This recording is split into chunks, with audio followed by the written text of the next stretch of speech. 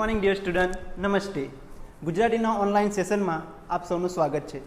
વિદ્યાર્થી મિત્રો, અત્યાર સુધી આપણે લેસન પ્રમાણે શીખતા હતા. આજે આપણે વ્યાકરણ વિભાગ શરૂ કરીએ છીએ. વ્યાકરણ વિભાગમાં પ્રથમ આપણે સ્વર અને વ્યંજનથી સ્ટાર્ટ કરીએ. પહેલાં તો તમને થશે ગુજરાતીમાં સ્વર અને વ્યંજન એટલે શું. આપણે કક્કા શીખ્યા છે, બરાબર? વાંચતા આપણે શીખીએ તે પહેલાં આપણને કક્કો આવડવો જોઈએ. તે પ્રમાણે ગુજરાતીમાં શબ્દક્રમ શીખીએ આપણે. શબ્દક્રમ એટલે આપણે શું, ડિક્શનરી કહીએ છીએ અંગ્રેજીમાં. આપણે ડિક્શનરી જોઈએ છે, બરાબર?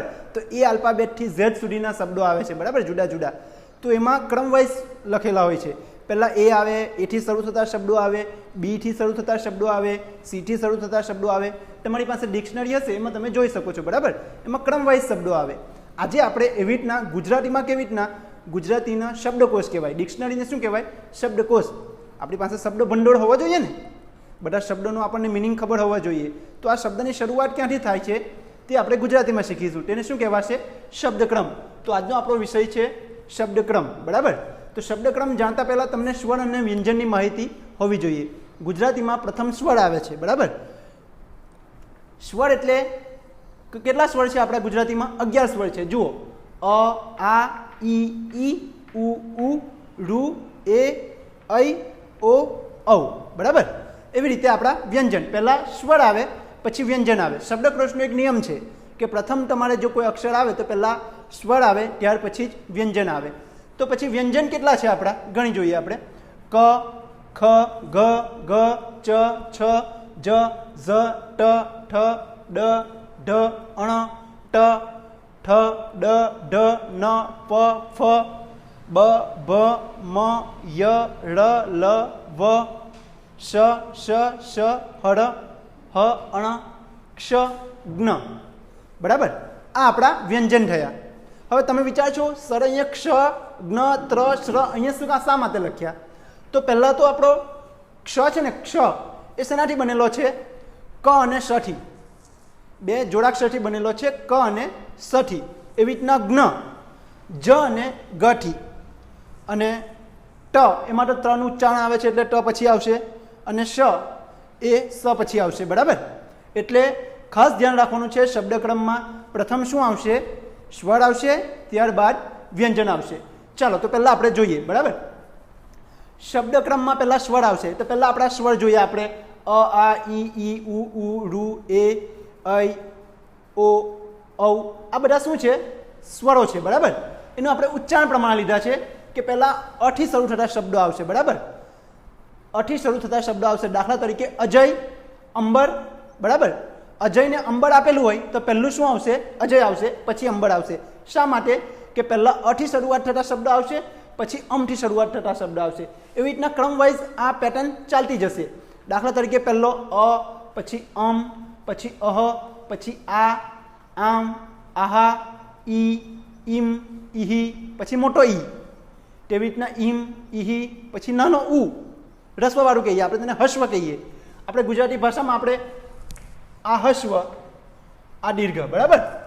દાખલા તરીકે આ હું ક લખું છું, ક, આ કુ અને આ કુ, અને રસ્વ કહેવાશે અને હસ્વ કહેવાશે, બરાબર? એવી રીતના ઉ, ઉહુ, પછી મોટો એટલે દીર્ઘવાળો. આ રસ્વ, આ દીર્ઘ. ઉ, ઉમ, ઉહુ, ઋ, ઋમ, રૂ. પછી એથી શરૂ થતા શબ્દો. એ, એમ, એહે, પછી ઐ, એમ, ઐ, ઓ, ઓમ, ઓહો, ઔ, ઔમ, અહો, બરાબર? તો આ થયા આપણા સ્વરનું બંધારણ. એટલે પહેલાં જે સ્વરથી શરૂ થતા શબ્દો હોય તે આ પ્રમાણે આવશે. પહેલાં અથી શરૂ થતા શબ્દો આવશે. તમે જો ગુજરાતીની તમારી પાસે કોઈ ડિક્શનરી હોય તો તેમાં તમે ધ્યાનથી જોજો. પહેલાં અથી શરૂ થતા શબ્દો આવશે, પછી અમથી શરૂ થતા શબ્દો આવશે, બરાબર? જેમ અંગ્રેજીમાં કેમ પહેલાં એથી શરૂ થતા શબ્દો આવે, પછી આ, એ પછી ડબલ આ. દાખલા તરીકે અજય અને આકાશ. અંગ્રેજીમાં બે નામ હોય, અજય અને આકાશ. તો ડિક્શનરી પ્રમાણે પહેલો શબ્દ કયો આવવો જોઈએ? અજય. તેવી રીતે ગુજરાતીમાં પણ અજય અને આકાશ હોય તો શબ્દ પહેલો કયો આવવો જોઈએ? અજય, પછી આકાશ, એટલે અ પછી આ. એવી રીતના હવે આપણે વ્યંજન ક્રમ જોઈએ. એટલે પહેલાં તમારી પાસે સ્વર અને તમને વ્યંજનની માહિતી હોવી જોઈએ કે આપણી પાસે સ્વર આટલા 11 છે અને વ્યંજન આપણા આટલા 36 છે, બરાબર? સ્વર અને વ્યંજનમાં તમને ખબર હોવી જોઈએ. સ્વર એટલે અ, આ વાળા શબ્દો કે જેને ઉચ્ચારણમાં બીજા કોઈ શબ્દની જરૂર નહીં પડે તેને શું કહેવાય? સ્વર કહેવાય. એટલે જેના કોઈ પણ ઉચ્ચારણમાં કોઈ પણ શબ્દની જરૂર નહીં પડે, બીજા કોઈ શબ્દનો સહારો ન લેવો પડે, તેને આપણે શું કહીશું? સ્વર કહીશું. પછી વ્યંજન કોને કહીશું? કે જેના ઉચ્ચારણ માટે સ્વરની જરૂર પડે. દાખલા તરીકે ક, આપણે ક બોલીએ છીએ બરાબર, તો કમાં અ છુપાયેલો છે, કની અંદર અ છુપાયેલો છે. તમે બોલી જુઓ ક, પાછળ અ અનાયાસે બોલાઈ જાય છે બરાબર, એટલે એની આપણને જરૂર પડશે. એટલે વ્યંજન કોને કહેવાય? જે શબ્દના ઉચ્ચારણમાં તમને પાછળ સ્વરની જરૂર પડે તેને શું કહેવાશે? વ્યંજન કહેવાશે. અને સ્વર કોને કહેવાશે? જે શબ્દના ઉચ્ચારણમાં કોઈ પણ શબ્દની જરૂર ન પડે. દાખલા તરીકે અ બોલો, પાછળ કોઈની પણ જરૂર પડતી નથી. એવી રીતના વ્યંજનમાં તમને શું મળશે? સ્વરની જરૂર પડશે. તો સ્વરમાં જો દરેકમાં જુઓ, કની પાછળ અ છુપાયેલો છે, ક્ષ તો ક, ક્ષ અને અ ત્રણનો બનેલો છે, ખ પ્લસ અ બરાબર, એને હલંત કહેવાય. આપણે ગુજરાતીમાં લખીએ ને એકલો શબ્દ તો આવી રીતના એમ ખોડો કરવો પડે, એને શું કહેવાય? ગુજરાતીની ભાષામાં હલંત. એટલે ખ શાનાથી બનેલો છે? ખ પ્લસ અ. આ બેની નીચે તમે અધૂરા શબ્દો હોય એટલે તમે હલંત કરી શકો, ખોડો કરી શકો. આપણે સાદી ભાષામાં શું કહીએ? ખોડો, હલંત કહેવાય. એવી રીતના બધા જ શબ્દો, જેવી રીતના ક, અ, ખ, અ, એવી રીતના ગ પાછળ પણ અ, ઘ પાછળ પણ અ, ચ પાછળ પણ અ, છ, દરેક શબ્દમાં ઉપરથી લઈ જાય તમે દરેક 36 શબ્દમાં તમે અ છુપાયેલો છે, એટલે એને શું કહેવાશે? વ્યંજન કહેવાશે. તો હવે આશા રાખું કે તમને સ્વર અને વ્યંજનમાં માહિતી મળી ગઈ બરાબર. હવે આપણે શબ્દક્રમ જોઈશે. જેવી રીતના આપણે શરૂઆત કરી કે અથી શરૂ થતા શબ્દો આવશે, એટલે ગુજરાતી ભાષામાં શબ્દકોશમાં, ગુજરાતી ભાષા હોય કે કોઈ પણ લેંગ્વેજની ભાષા હોય, હિન્દી હોય, અંગ્રેજી હોય, મરાઠી હોય, કોઈ પણ ભાષા હોય, શબ્દક્રમ હોય તો પહેલાં તેમાં સ્વર આવશે બરાબર. તો આપણે જોઈએ ગુજરાતીમાં પહેલાં આપણે સ્વરની માહિતી મેળવી લીધી. સ્વર પહેલાં આવશે એટલે કોઈ પણ નામ લખેલું હોય, દાખલા તરીકે અંબર છે ને કમલ છે, તો પહેલો શબ્દ કયો આવવો જોઈએ? અંબર આવવો જોઈએ બરાબર. શા માટે? કે અંબરમાં અ પહેલો સ્વર છે. ગુજરાતી ભાષામાં શબ્દક્રમ કરતી વખતે તમારે એક વસ્તુ ખાસ ધ્યાનમાં રાખવાનું કે આપણે અથી શરૂ થઈને હ સુધીની રચના કરવાની છે. ગુજરાતી ભાષામાં અથી શરૂ થઈને હ સુધીના શબ્દો આવે છે, જેનો પહેલો શબ્દથી શરૂઆત થાય બરાબર.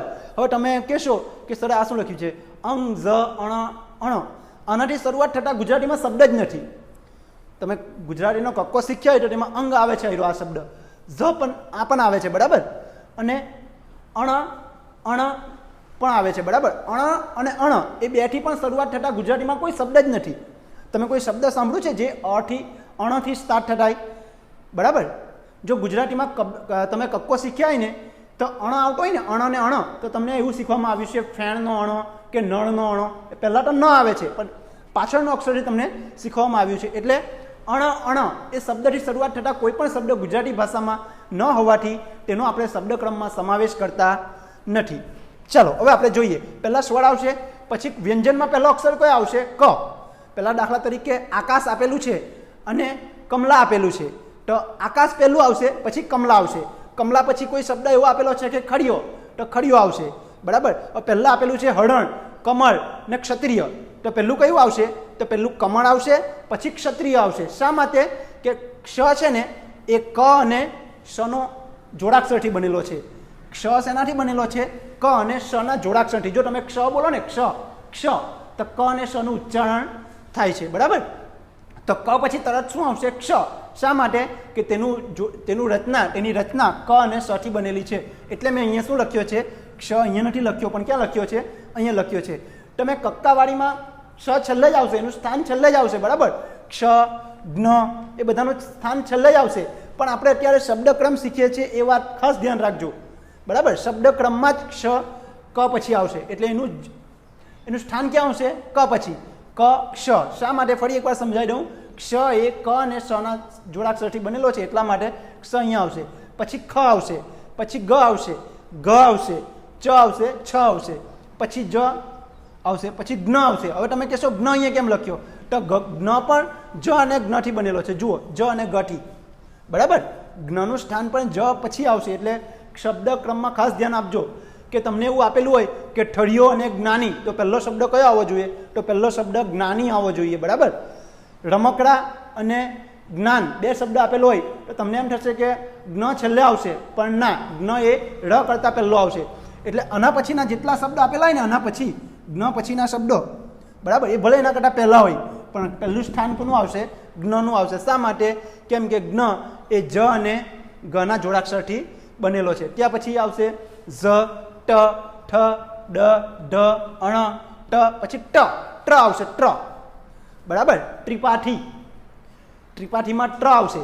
ટ્રમાં શા માટે ટ અહીંયા આવશે? કેમ કે તે ટ અને ર ના જોડાક્ષરથી બનેલો છે. બરાબર, જો તમે ટ્ર બોલો ને તો ટ અને ર બે ભેગા તમારી સાથે ઉચ્ચારણ થાય. એટલે આ શું છે?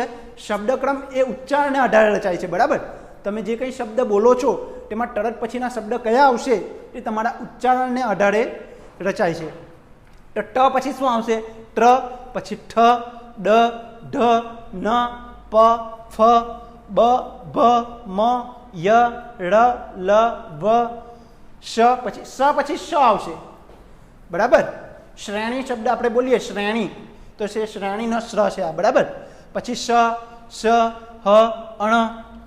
બરાબર, અહીંયા સુધી આવશે. ક્યાં સુધી આવશે? અણ સુધી. ક્ષ અને યજ્ઞ શા માટે છેલ્લે નહીં આવશે? કેમ કે ક્ષનું સ્થાન ક પછી છે, જ્ઞનું સ્થાન જ પછી છે, ટ્રનું સ્થાન ટ પછી છે અને શ્રનું સ્થાન સ પછી છે. બરાબર, તો આટલી તમને સરળ ભાષામાં સમજ પડી ગઈ. શબ્દક્રમમાં પહેલાં સ્વર આવે, પછી વ્યંજન આવે. પહેલાં સ્વરમાં ક્યાંથી શરૂઆત થાય?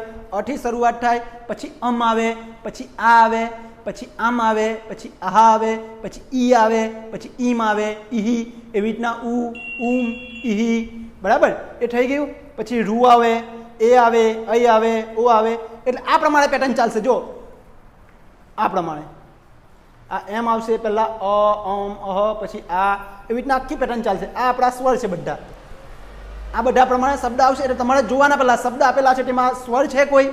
11માંથી જોઈ લેવાનું. કોઈ છે તો એ પહેલાં આવશે. બરાબર, પછી એની પાછળમાં કોઈ મીંડું લાગેલું હોય, પાછળ વિસર્ગ લાગેલા હોય તો તે આવશે. પછી આવશે આપણા વ્યંજન ક્રમ. બરાબર, તો ક આવશે, ક્ષ આવશે. પછી તમારે જોવાનું છે કે ક પછી કા આવે. બરાબર, એટલે તમને બધાને ખબર જ છે બાળાક્ષરી પ્રમાણે. ક પછી કા, પછી કી, પછી કી, પછી કુ, પછી કુ, ક્રુ, કે, કઈ, કો, કૌ. બરાબર, આ તમારે સામાન્ય માહિતી રાખવાની. એ સાથે તમને હું PDF દ્વારા થોડાક નિયમો છે એના તે પણ તમને હું મોકલું છું. પહેલાં તો નિયમમાં સરળ ભાષામાં અથી શરૂ થઈને હ સુધી આવે. બરાબર, શબ્દકોશમાં ગુજરાતીમાં અથી શરૂ થતા શબ્દ હ સુધી આવે. હ પછી તમારે ગુજરાતી ડિક્શનરી હોય તો જોઈ જજો, હ પછી એક પણ અક્ષર લખેલો નહીં હોય. પ્રથમ સ્વર પછી વ્યંજન. સરળ નિયમ છે કે ગુજરાતી ભાષામાં પ્રથમ સ્વર આવે, ત્યારબાદ જ વ્યંજન આવે. પછી આ બધા જે શબ્દો છે તે શબ્દો પરથી કોઈ પણ ગુજરાતીમાં શબ્દ ન હોવાથી તેનું શબ્દક્રમમાં સ્થાન નથી. ક્ષ ક અને ષનો બનેલો છે, આપણે જોયું. જ્ઞ જ અને ગનો બનેલો છે અને અર્ધ અક્ષર છેલ્લે આવે. જો તેમાં અર્ધ અક્ષર હોય, સ્વર હોય તો સ્વ એમ લખેલું હોય તો તે છેલ્લે આવે. દાખલા તરીકે સાક્ષર ને સ્વર, તો સાક્ષર પ્રથમ આવશે, પછી સ્વર છેલ્લે આવશે. બરાબર, આ સામાન્ય ભાષામાં છે. તો તમને આ સ્વર, વ્યંજન અને શબ્દક્રમમાં હજી પણ કંઈ કન્ફ્યુઝન હોય તો તમે મને વ્યક્તિગત પૂછી શકો છો. બરાબર, તે છતાં હું તમને થોડાક નિયમની PDFની ફાઇલ મોકલું છું. થોડુંક હોમવર્ક પણ તમને એક્ઝામ્પલ દ્વારા મોકલું છું, તે તમે ઘરે પ્રેક્ટિસ કરો. લગભગ 5 થી 12ના તમામ વિદ્યાર્થીઓની વર્કબુક છે. બરાબર, તેમાં શબ્દક્રમ આવે છે અને પરીક્ષામાં પણ 2 કે 4 માર્ક્સનું આવે છે. એટલે આ તમે ખાસ યાદ રાખી મૂકજો. બરાબર, તમારા મગજમાં ફિટ કરી જ દેવાનું કે પહેલાં સ્વર આવે, પછી વ્યંજન આવે. બરાબર, પછી સ્વરક્રમ અને વ્યંજન ક્રમ તમારે ઘરે પ્રેક્ટિસ કરી જોવાનું. છતાં પણ તમને કંઈ મૂંઝવણ હોય તો તમે મને પૂછી શકો છો. અસ્તુ.